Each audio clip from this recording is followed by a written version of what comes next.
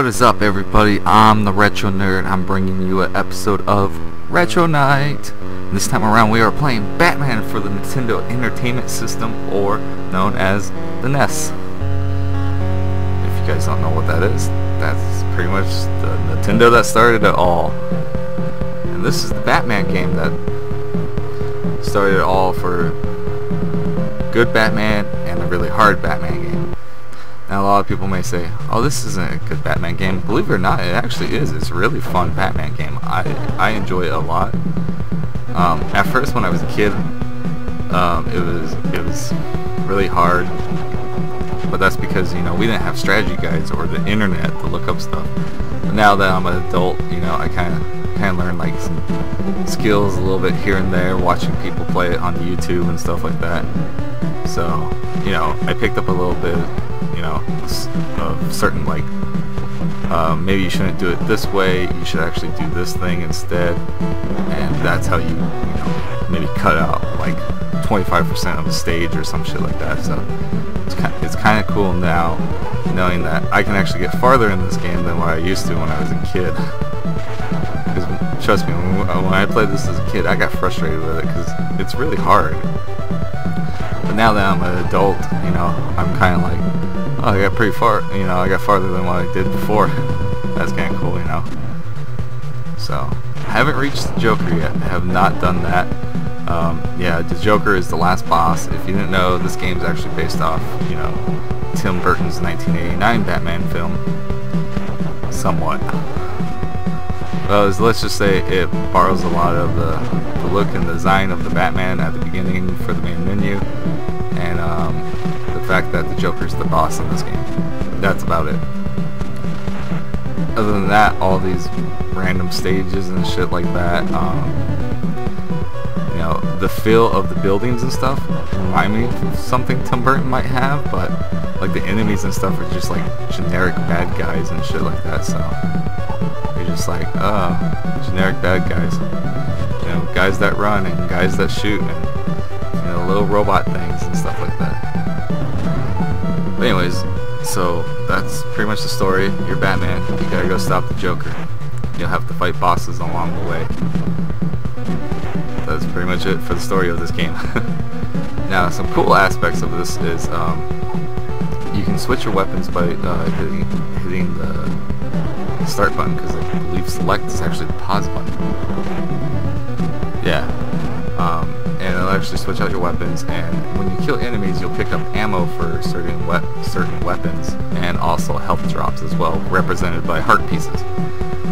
But each weapon has like a special cool thing, like the batarangs, so you'll throw them and they come back to you even though it does not replenish your ammo.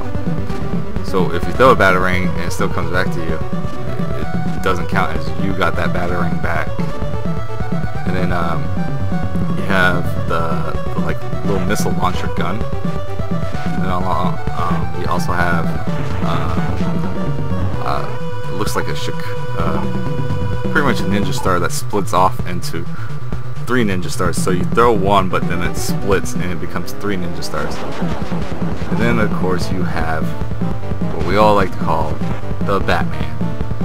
Yes, your main weapon is called the Batman. Well, we all call it the Batman.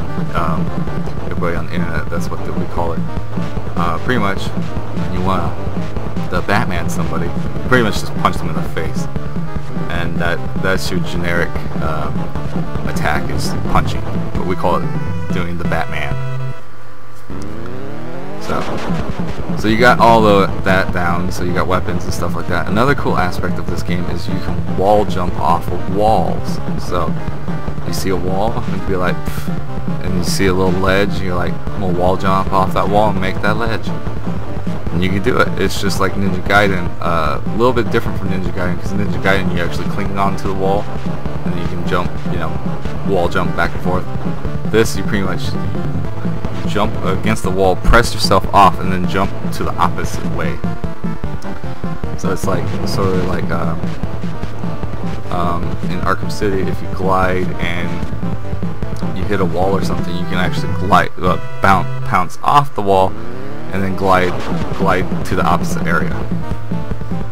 So it's pretty much like that, but you just don't glide in this game. So